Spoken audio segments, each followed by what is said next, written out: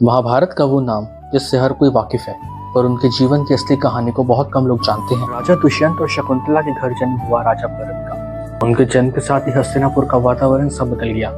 चारों ओर बस खुशियां ही खुशियां। बचपन से ही भरत दूसरों से अलग थे। जंगल में शिकार करना हो या फिर गुरुकुल में शस्त्र विद्या, भरत इन सब में आगे थे। वे बचपन से ही काफी शौर्यशाली और पराक्रमशील थे। जब वे युवा हुए और उन्होंने पहले ही दिन एक बात समझ ली कि राजा का काम सिर्फ राज्य करना ही नहीं, बल्कि लोगों की सुरक्षा, न्याय और सुख का ध्यान रखना भी होता है। उनकी इन्हीं सोच के साथ भरत ने अपने राज्य को बिना डर के चलाया। और भरत की कहानी का असली मोड़ तब आया जब राजगद्दी का फैसला करना था। उनके कुल 9 पुत्र थे, पर भरत जानते थे कि राजा बनने के लिए सिर्फ खून का रिश्ता ही काफी नहीं, बल्कि गुण, बुद्धि और सबसे बड़े धर्म की समझ होनी जरूरी है। कि मंत्रियों ने उन्हें खूब समझाया, राजन, परंपरा के मुताबिक आपका बड़ा पुत्र ही राजा बनेगा।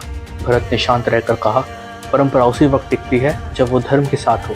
अगर परंपरा गलत हो तो उसे उसी वक्त बदल देना ही सही है। उन्होंने अपने पुत्रों को ना चुनकर अभिमन्यु को राजगद्दी पर बैठाया। भरत हमेशा कहते थे, राज्य खून से नहीं चलता, बल्कि उससे चलता है जो लोगों का दुख दर्द समझे और उसे दूर करे। भरत ने हमारे देश का विस्तार दक्षिण पूर्व तक किया, इसलिए हमारे देश का नाम भारतवर्ष पड़ा।